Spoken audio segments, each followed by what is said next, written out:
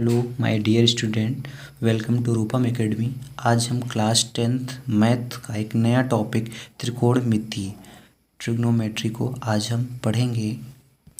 जो त्रिकोणमिति शब्द है उसे वह 3 शब्दों से मिलकर बना हुआ है, त्रिकोण और मिति। अगर इंग्लिश की बात करें ट्रिग्नोमेट्री एंड ट्राइगोन और मेट्रन। ट्री का मतलब होता है ट्राई का मतलब है 3 और गोन का मतलब है भुजा, मेट्रन का मतलब है माप। अन्यथा आप कह सकते हैं एक त्रिभुज की भुजाओं और कोणों के बीच में जो भी संबंध होता है उसी का अध्ययन करना है हमें, यही त्रिकोणमिति होती है। त्रिकोणमिति में किसी भी एक त्रिभुज की भुजाओं और उनके बीच में कोणों में जो क्या संबंध होता है उसी का अध्ययन करना है। यहाँ पर हम एक समकोण यानी राइट एंगल ट्रायंगल लेंगे, उसी के मदद से सब कुछ देखेंगे। एक त्रिभुज के आंतरिक कोणों का योग 180 होता है, आपको पता है। तो यहाँ पर एक हम राइट एंगल ट्रायंगल ले लिया है हमने, जिसका आपको पता है राइट एंगल ट्रायंगल में से एक 90 डिग्री एंगल होगा और जो शेष 2 एंगल बचते हैं वो 90 डिग्री से कम होंगे, क्योंकि यहाँ पर तीनों कोणों का योग 180 होता है। अगर एक 90 डिग्री है तो दोनों 90 डिग्री, दोनों का योग 90 के बराबर होगा तभी 180 हो पाएगा। अन्यथा ये दोनों ही एंगल जो होंगे अपने आप में 90 डिग्री से कम होंगे, ये भी 90 डिग्री से कम होगा। यानी कि कह सकते हैं न्यून कोण 0 से 90 के बीच में अलग अलग होंगे, यानी ये जो भी हों दोनों के दोनों न्यून कोण होंगे। इसी के मदद से हम समझेंगे। यहाँ पर ध्यान दीजिए, समकोण के सामने वाली भुजा याद रखेंगे, समकोण के सामने वाली भुजा कर्ण कहलाएगी, हाइपोटेनियस कहलाएगी, यानी आपकी एच रहेगी। और इसमें से 2 न्यून कोण हैं, तो यहाँ पर आप याद रखेंगे कि आपको एक कोई ना कोई कोण वो बोल देगा। इसमें से जैसे यहाँ पर वो थीटा दे सकता है, कोई दूसरा दे सकता है। तो याद रखिएगा जो भी आपको 1-2 में से कोई एक देगा उसके सामने वाली भुजा क्या कहलाएगी, लंब कहलाएगी, परपेंडिकुलर कहलाएगी। और जो यहाँ पर जो शेष भुजा बचती है वो आपका आधार यानी बेस कहलाएगा। कह सकते हैं कि समकोण के सामने वाली भुजा को कर्ण कहते हैं। यानी आप इसको अगर नाम ना दे करके आप ऐसे भी बोल सकते हैं, जैसे यहाँ पर कर्ण है तो AC भी बोल सकते हैं। यानी एंगल जो B है आपका, एंगल B है, एंगल B ये आपका right angle triangle, right angle है, समकोण है। तो आप कह सकते हैं एंगल B के सामने वाली भुजा यानी AC कर्ण है। और दूसरा जो यहाँ पर एक देगा, दोनों में से आपको एक सदैव देगा। जैसे यहाँ पर न्यून कोण हमने इसको मान लिया है, तो आप कह सकते हैं न्यून कोण की सामने वाली जो भुजा होगी वो लंब कहलाती है, यानी परपेंडिकुलर होती है। जैसे हम दूसरा यहाँ से समझ लेते हैं, ये ध्यान दीजिए, यहाँ पर ये जो यहाँ पर आपको ट्रायंगल दिया गया है इसको समकोण राइट एंगल यानी 90 डिग्री कहा गया है। तो आप कह सकते हैं इसकी जो सामने वाली भुजा रहेगी वो क्या कहलाएगी, कर्ण कहलाएगी। अब ध्यान दीजिए, आप अभी इसको लंब नहीं बोल सकते हैं जब तक हमने कहा ना कि इन दोनों में से आपको एक कोई भी एंगल दे देगा। अगर हम कह दें यहाँ पर थीटा एंगल है तो आप कहेंगे ये आपको एक एंगल दे दिया है, ये न्यून कोण दे दिया है, तो आप कहेंगे इसके सामने वाली भुजा जो भी होगी वो आपकी क्या कहलाएगी, लंब परपेंडिकुलर कहलाएगी। अगर हम इसको ना मानते हैं, हम कह देते कि नहीं ये हमारा थीटा एंगल दिया गया है, तो आप कहते इसके सामने वाली भुजा ये आपकी क्या कहलाएगी, ये आपकी लंब कहलाएगी। दूसरे एंगल से यहाँ पर हम समझ लेते हैं। ध्यान दीजिए, यहाँ पर जैसे कि ये आपका राइट एंगल ट्रायंगल है, समकोण दिया है, तो इसके सामने वाली भुजा ये आपकी कर्ण यानी एच रहेगी, हाइपोटेनियस रहेगी, ये कभी नहीं बदलती है। और दूसरा यहाँ पर आप किसी को भी लंब ऐसे नहीं बोल सकते, यहाँ पर इन्होंने इसको न्यून कोण मान लिया है यानी एंगल C को न्यून कोण, तो आप कह सकते हैं इसके जो सामने जो भी भुजा होगी वो आपकी लंब कहलाएगी। अगर ये न्यून कोण ये वाला ना दे करके इसको न्यून कोण बोल देता हूँ तो आप कह सकते थे लंब अब ये हो जाएगी। तो आप कह सकते हैं कि लंब जो होता है आपस में बदलता रहता है, लंब आधार बदलता रहेगा लेकिन कर्ण कभी भी नहीं बदलेगा। यानी राइट एंगल जो भी समकोण के सामने भुजा होगी वो आपकी कर्ण कहलाएगी। और 2 शेष बचते हुए न्यून कोण में से कोई एक आपको कोण देगा, उसके सामने वाली जो भुजा होगी वो हमेशा लंब कहलाएगी। इस बात को आप याद रखेंगे। इसी एंगल के से बनने वाले कोणों को हम समझ लेते हैं। जैसे कि सबसे पहला क्वेश्चन हो जाएगा कि जो त्रिकोणमितीय अनुपात बनते हैं, तो याद रखिएगा इसी राइट एंगल ट्रायंगल से अगर कुल त्रिकोणमितीय अनुपात पूछा जाए कितने हैं तो 6 बनते हैं। तो याद रखिएगा पूरी त्रिकोणमिति में से केवल साइन, कॉस और टेन, बस साइन कॉस टेन इन तीनों को अगर आप समझ गए तो पूरी त्रिकोणमिति में बस इन्हीं साइन कॉस टेन का ही पूरा खेल होता है। याद रखिएगा यहाँ पर हमने इसको राइट एंगल ट्रायंगल मान लिया है और दोनों में से एक न्यून कोण मानना है। है, तो हमने इस बार ए को ही यहाँ पर हमने न्यून कोण थीटा एंगल दे दिया है। अब ध्यान दीजिए यहाँ पर साइन थीटा कुछ आपको लर्न करना पड़ेगा, याद रखना पड़ेगा। तो साइन थीटा का जो मान होता है इस त्रिभुज को लेकर के, समकोण त्रिभुज को लेकर के आपको याद रखना है। साइन थीटा को जो मान होता है वो मान होता है आपका लंब बटे कर्ण। याद रखेंगे लंब बटे कर्ण, यानी आप बोल सकते हैं P/H भी कह सकते हैं। अगर आप यहाँ पर ये नाम देना चाहें तो लंब आपको पता है ये हमने न्यून कोण माना है, तो इसके सामने वाली ये जो भुजा है इसको आप लंब कह सकते हैं और समकोण के सामने वाली भुजा को आप कर्ण कह सकते हैं, यानी H बोल सकते हैं हाइपोटेनियस, और इसको परपेंडिकुलर बोल सकते हैं। तो आप लंब बटे कर्ण भी लिख सकते हैं, और आप ऐसे बोल सकते हैं कि लंब हमारा BC है, तो आप बोल सकते हैं कि BC अपॉन कर्ण नीचे होता है, तो कर्ण को आप AC भी बोल सकते हैं। वैसे ही आप आगे ध्यान देंगे कि कॉस थीटा आगे दिया है, तो कॉस थीटा जो है वो होता है आधार बटे कर्ण। याद रखेंगे कॉस थीटा जो होता है आधार, आधार आपका क्या है, यहाँ पर ये आधार दिया गया है, आधार को आप बेस भी बोलते हैं। तो आप इसको कह सकते हैं जो कॉस थीटा होता है वो आपका हो जाएगा आधार बटे कर्ण हो जाएगा। आप दूसरे शब्दों में यहाँ पर ये भी लिख सकते हैं कि AB क्या हो जाएगा, AB बटे AC भी हो सकता है, क्योंकि आप चाहे तो इनके नाम दे दीजिए या डायरेक्ट। वैसे ही अब आगे टेन थीटा, टेन थीटा को याद रखेंगे, ये क्या होता है, टेन थीटा जो आपका होता है लंब बटे आधार। टेन थीटा क्या हो जाएगा, लंब बटे आधार। आप ऐसे भी बोल सकते हैं कि लंब को तो हम BC ही बोल सकते हैं, तो आप कहेंगे BC और आधार का मान क्या है AB, तो नीचे क्या कह सकते हैं आप AB भी लिख सकते हैं। तो याद रखेंगे इनको कि साइन थीटा, ये आपको याद रखना पड़ेगा, साइन थीटा बराबर लंब बटे कर्ण, कॉस थीटा बराबर क्या हो जाएगा आधार बटे कर्ण, और टेन थीटा बराबर क्या हो जाएगा लंब बटे आधार। आप दूसरे तरीके से भी याद कर सकते हैं, क्योंकि अगर हमको सीरियल से रख लें, सीरियल से ऐसे रख लें कि पहले साइन थीटा आएगा, फिर कॉस थीटा आएगा, उसके बाद फिर क्या आएगा टेन थीटा, तो आप ऐसे याद रख सकते हैं। अगर आप चाहें तो ऐसे याद कर सकते हैं लाल बटे कक्का, ऐसे भी याद कर सकते हैं कि साइन थीटा को पहला नंबर हमने दिया, तो साइन थीटा बराबर लंब बटे कर्ण, लंब बटे कर्ण।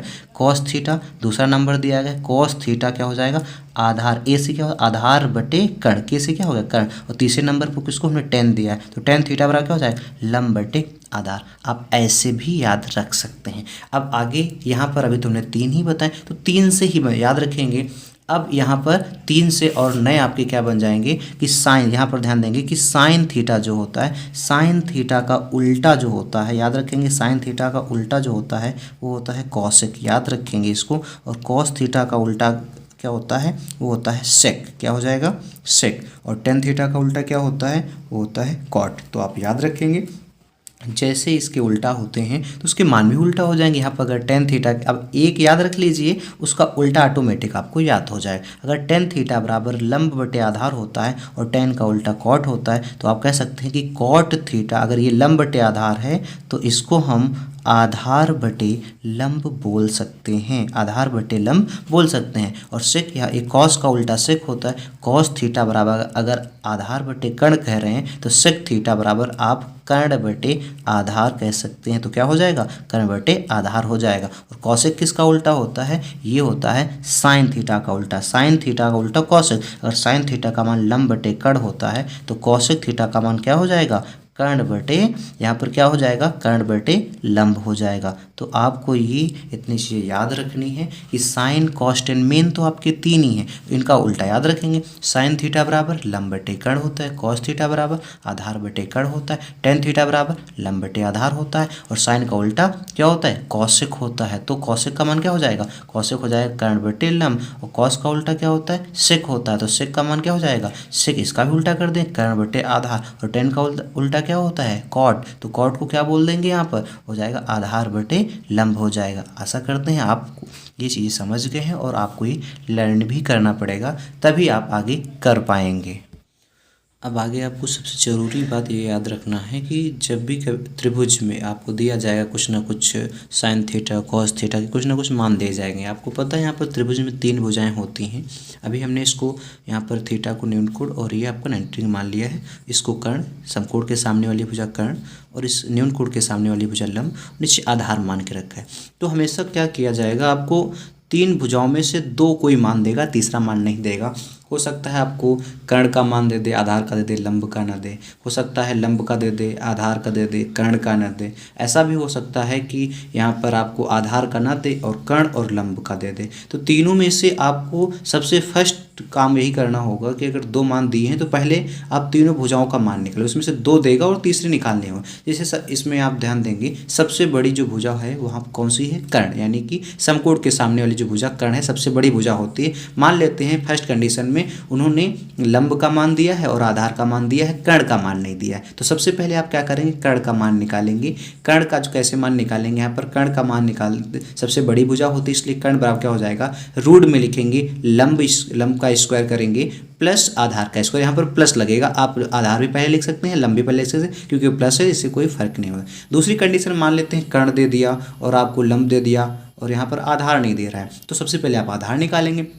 तो आधार कैसे निकालेंगे, आधार बराबर क्या हो जाएगा, रूट कर्ण का स्क्वायर, याद रखेंगे माइनस, यहाँ पर कर्ण का स्क्वायर माइनस लंब का स्क्वायर। फिर तीसरी कंडीशन ये हो सकती है आपको कर्ण भी दे दे, आधार भी दे दे और लंब ना दे। तो लंब जब नहीं देगा तो लंब निकालने के लिए क्या करेंगे, लंब जब निकालने के लिए यहाँ पर लंब क्या हो जाएगा, रूट कर्ण का स्क्वायर माइनस आधार का स्क्वायर। तो ये आप याद रखेंगे। इसकी आवश्यकता कहाँ पड़ेगी, जैसे बाई चांस हम कोई सवाल आपको देते हैं, ऐसे यहाँ पर लिखा गया है साइन थीटा, साइन थीटा बराबर दे दिया है आपसे यहाँ पर 4/5 दे दिया। तो इसका मतलब आपको पता है कि साइन थीटा बराबर अभी बताया गया था, जो साइन थीटा का जो मान होता है वो क्या होता है, वो होता है लंब बटे कर्ण होता है। तो आप सबसे फर्स्ट टाइम काम क्या करना है आपको कि आप एक एंगल बनाएंगे, इसमें से आप इनको पॉइंटर रखेंगे वहाँ पर, यहाँ पर समकोण बनाए, उन्होंने साइन थीटा, इसलिए हमने थीटा इसको मान लिया, ठीक है। तो यहाँ पर क्या गया, साइन थीटा बराबर 4/5, नहीं ये लंब बटे कर्ण, तो लंब की जगह पर इसको हमने पुटअप कर दिया, कर्ण की जगह पर इसको, यानी लंब और कर्ण दे रहा है, आधार नहीं दे रहा है। तो यहाँ पर क्या किया, लंब और कर्ण दे रहा है और आधार नहीं दे रहा है। तो आधार कैसे निकालेंगे, तो यहाँ पर ये हमने फार्मूला होता है आधार, तो यही फार्मूला लगाएंगे। आधार बराबर रूट में पहले क्या करते हैं, कर्ण का स्क्वायर, यानी कर्ण का स्क्वायर करेंगे तो कितना हो जाएगा, 25 हो जाएगा, 5 है, 5 का स्क्वायर 25 हो जाएगा। और आगे क्या हो जाएगा, माइनस लंब का स्क्वायर, लंब का स्क्वायर करेंगे तो 16, यहाँ पर माइनस करेंगे तो कितना आ जाएगा, 9, और 9 आपको पता है किसका वर्गमूल होता है, ये 3 का होता है, यानी कि यहाँ पर जो आपका आधार आएगा वो कितना आ जाएगा, 3 आ जाएगा। ये सबसे पहला फर्स्ट काम आपको, जो पहली एक्सरसाइज दी गई है सब में यही काम आपको करना है। फिर से क्वेश्चन में हम आपको आगे समझा देते हैं, जैसे आगे हम आपको बता देते हैं क्वेश्चन से और क्या यूज होगा। इसे मान लेते हैं कॉस ए बराबर आपको क्वेश्चन में दे दिया गया है 3/5 और आपसे मान पूछ रहा है साइन ए का मान बताइए। तो सबसे फर्स्ट अब आपको करना क्या है, वही आपको राइट एंगल ट्रायंगल आपको बना लेना है। आपको पता है यहाँ पर इस बार हमने कॉस ए, यानी कि आपका यहाँ पर ये भी सवाल दिया गया है कि ए बी सी में बी समकोण है, ऐसा बोल दिया है उन्होंने पहले कि ए बी सी में बी समकोण है, तो हमने यहाँ पर बी को समकोण किया, पुटअप कर लिया। कॉस ए बराबर 3/5 साइन ए, तो आप कहेंगे यहाँ पर 3/5 आधार, कॉस ए का मान हमने क्या बताया था, आधार बटे कर्ण, आधार कितना है 3, कर्ण कितना है 5। तो यहाँ पर क्या नहीं दिया गया है, लंब आपको नहीं दिया गया है। तो सबसे पहले आप क्या करेंगे, लंब निकालेंगे। कि लंब कैसे निकालेंगे, आपको पता है लंब का सूत्र जो बताया गया है वो कर्ण का स्क्वायर माइनस कर्ण का स्क्वायर माइनस आधार का स्क्वायर हो जाएगा। तो कर्ण कितना 5, यहाँ पर 5 की वैल्यू पुटअप करेंगे तो कितनी हो जाएगी, 25 हो जाएगा। और यहाँ पर 3, यहाँ आधार 3 है, 3 का स्क्वायर 9 हो जाएगा। आगे यहाँ पर जब माइनस करेंगे 25 से 9 माइनस करेंगे कितना हो जाएगा, 16 हो जाएगा। और 16 आपको पता है किसका स्क्वायर होता है, वर्गमूल किसका होता है, 4 का। तो यहाँ पर कितना आ जाएगा 4। अब आपने क्या किया है, लंब भी निकाल लिया है और आपको बताना था साइन ए का मान। और साइन ए का मान आप कैसे बता पाएंगे, साइन ए बराबर क्या होता है लंब बटे कर्ण। और अब आपने लंब निकाल लिया है तो लंब का मान कितना है 4 और कर्ण का मान कितना है 5। तो आप कह सकते हैं जो साइन ए का मान आएगा कितना आ जाएगा, 4/5 आ जाएगा। अब आपको आशा करते हैं समझ में आ रहे होंगे। तो फर्स्ट काम आपको यही करना है। तो आगे फिर से आपको एक बात हम याद दिला दें, इस चीज़ को आप याद रखेंगे। जैसे यहाँ पर आपको एक समकोण त्रिभुज दिया गया है, तो समकोण के सामने वाली भुजा कर्ण होती है और दोनों में से एक आपको न्यून कोण देगा, उस न्यून कोण के सामने वाली भुजा लंब होगी। अगर उसने एंगल ए बोला, जैसे यहाँ पर हमने ए बी और सी, ए बी सी ऐसे हमने नाम ले लिया और यहाँ पर वैल्यू भी हम पुट अप कर लेते हैं। यहाँ पर हमने रखा 5, 3 और 4। यहाँ पर दोनों कंडीशन में आप समझिए ज़रा इसको। यहाँ पर एक बार हमने कहा कि साइन ए का मान बताइए कितना है, साइन ए का मान, तो आप कहेंगे ए, ये नाम लिया गया है मतलब इसके सामने वाली भुजा ये लंब हो जाएगी। लंब बटे कर्ण होता है तो आप कहेंगे 3/5। यहाँ दूसरी कंडीशन में क्वेश्चन कह सकता था कि साइन सी का मान बताइए। अब उसने किसका नाम बोला, साइन सी का मान बताइए। तो सी, अब आप ये न्यून कोण उसने ये बदल दिया तो न्यून कोण ये हो गया, तो इसका मतलब इसके सामने वाली भुजा ये हो जाएगी लंब, और इसका मान लंब बटे कर्ण होता है। इसका मतलब इस यहाँ पर क्या कितना मान हो जाएगा, 4/5 हो जाएगा, 4/5। इस बात को आप समझिए अच्छी तरीके से। अब आगे हम आपके एक्सरसाइज से डायरेक्ट क्वेश्चन बताते हैं। आपकी एक्सरसाइज 8.1 से हमने पहला क्वेश्चन लिया है। ध्यान दीजिए क्या कहा है क्वेश्चन में। त्रिभुज ABC में जिसका कोण बी समकोण है, AB 24 सेंटीमीटर और BC 7 सेंटीमीटर है, निम्नलिखित का मान ज्ञात कीजिए। क्या है, पहला क्वेश्चन है कि साइन ए कॉस ए का मान ज्ञात करना है, साइन सी और कॉस सी का मान ज्ञात करना है। जैसा कि क्वेश्चन में बताया गया है कि ABC में 20 समकोण है, इसलिए हमने समकोण यहाँ पर 20 समकोण, और उन्होंने दिया है कि AB 24 सेंटीमीटर है और BC 7 सेंटीमीटर है। तो आपको पता है समकोण के सामने वाली जो भुजा होती वो कर्ण कहलाती, और कर्ण का मान नहीं दिया गया। तो फर्स्ट ऑफ ऑल क्या करेंगे, आप सबसे पहले कर्ण का ही मान निकालेंगे, तभी ये मान बताना पॉसिबल है। कर्ण के लिए क्या बताया गया था, रूट में लंब का स्क्वायर प्लस आधार का स्क्वायर। क्या बताया गया था, लंब का स्क्वायर प्लस आधार का स्क्वायर। और लंब का मान कितना दिया गया है, लंब का मान यहाँ पर दिया गया है 7, तो 7 का स्क्वायर करेंगे और प्लस कितना दिया गया यहाँ पर मान, आधार का कितना दिया गया है 24, 24 मान दिया गया है, 24 का स्क्वायर करेंगे।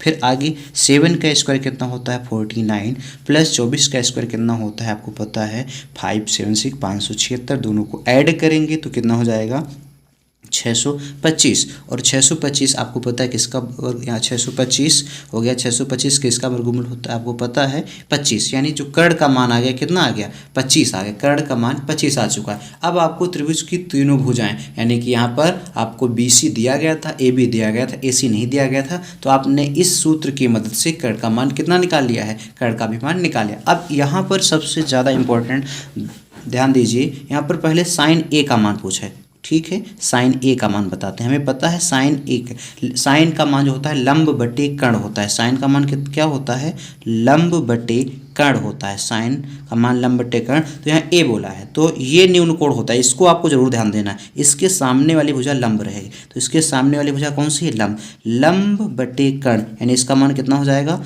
7 बटे कितना हो जाएगा 25 हो जाएगा। इसके बाद कॉस ए का मान उन्होंने पूछा है, तो कॉस ए का मान आपको पता है, कॉस ए का जो होता है, कॉस का मान जो होता है वो कितना होता है आधार बटे कर्ण। तो आपको ये न्यून कोण याद रखना है, इसके सामने वाली भुजा लंब होती है, तो इसके सामने वाली भुजा अगर ये लंब है तो कर्ण तो कभी बदलता नहीं है, अगर ये लंब है तो आधार तो यही होगा, आधार बटे कर्ण कितना हो जाएगा, आधार बटे कर्ण यानी किसका मान कितना हो जाएगा 24/25। अब ध्यान दीजिए यहाँ पर साइन, नीचे फिर से पूछ लिया आपसे कि साइन सी का मान बताइए, तो अब ध्यान दीजिए साइन सी, यही आपको ध्यान देना है न्यून कोण, इसके सामने वाली जो भुजा रहेगी वो आपकी सदैव क्या रहेगी, लंब रहेगी। तो साइन सी यहाँ पर ध्यान देंगे, सी, ये सी यहाँ पर आ रहा है और किसका मान पूछा है आपसे, साइन सी का मान। सी के सामने वाली भुजा लंब, लंब इस पर क्या है, ये है लंब बटे कर्ण, यानी साइन सी का मान जो हो जाएगा कितना हो जाएगा 24/25 हो जाएगा। और आप आगे कॉस सी, कॉस सी का मान, कॉस का तो आपको पता ही है आधार बटे कर्ण होता है, तो सी लंब ये है, यहाँ पर ध्यान देंगे लंब ये है तो आधार ये रहेगा, तो इसका मतलब आधार बटे कर्ण तो कितना मान हो जाएगा 7/25। आशा करते हैं आपको ये समझ में आया होगा। फिर से हम आपको बता देते हैं, इस चीज़ को आप याद रखिएगा, ये आपका समकोण त्रिभुज है, तो ये समकोण के सामने वाली भुजा तो सदैव कर्ण होगी, लेकिन उसमें से अगर ये नाम दे देते हैं ABC, अगर यहाँ पर इसने साइन ए बोला है तो याद रखना ये न्यून कोण आपका माना जाएगा, तो ए के सामने वाली भुजा ये लंब हो जाएगी। अगर इसने कहा कि साइन सी, तो सी के सामने वाली भुजा लंब ये हो जाएगी। कर्ण कभी नहीं बदलता है और आपस में लंब आधार बदलते रहते हैं।